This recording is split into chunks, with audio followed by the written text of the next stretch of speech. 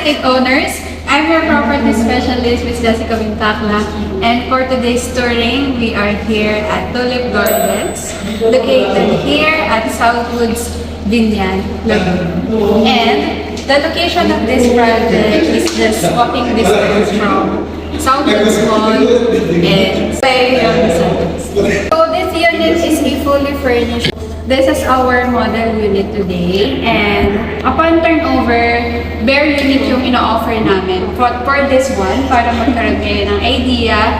So, itutour ko kayo sa fully furnished unit, and excited ako ipakita sa inyo yung loob. So, this is the main door, and upon entering to your unit, ito naman is naglagay sila ng plan, but I would suggest pwede rin kayong maglagay dito ng shura. Nasa side. And on this side is your beautiful kitchen. So we have upper and lower cabinets here. Ilagay sila ng microwave, yung ating range hood, and induction cooker.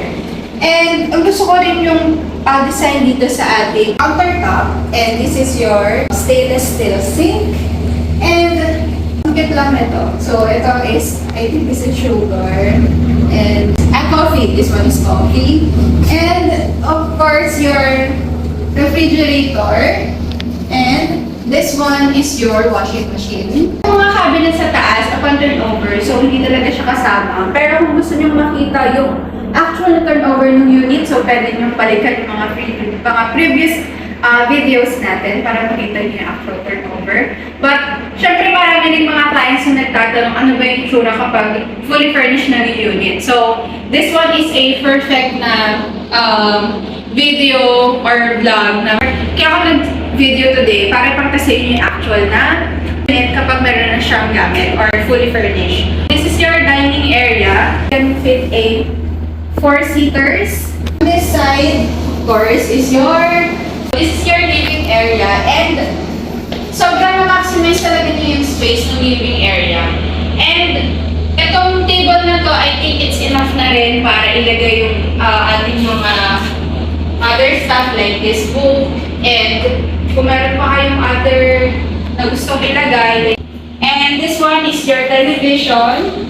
So meron din tayo dito cabinets. And ito ating sofa, it can fit a 3 to 4 people. Kung makikita nyo naman, meron pa rin table dito. And of course, ito yung ating balcony. Naman tayo sa inyong bed. This one is queen size bed. And of course, meron na rin tayo provision para sa inyong aircon. Of course, minus na rin tayo sa cabinet. So, actually, on this side, pwede pa kayo maglagay ng isa pang cabinets. And ganda rin yung pagkakadesign itong unit na to. And of course, hindi mawawala ang ating toilet and bath. So it has complete sanitary fittings na yung ating toilet and bath. Shower. Actually, ito is naka-ready na siya for heater. So ito, suggestion ko, pwede pa kayong maglagay dito ng partition glass kung if ever na ayaw nyo ng curtains. But kung gusto nyo naman ng ganito lang siya, okay din naman, maganda rin siya. That's the end of our tour. Thank you for watching, and for more condo tour, please don't forget to like, share, and subscribe this video for more condo tour. And again, I'm your property specialist, Ms. Jessica Bintacla. Thank you for watching. Bye!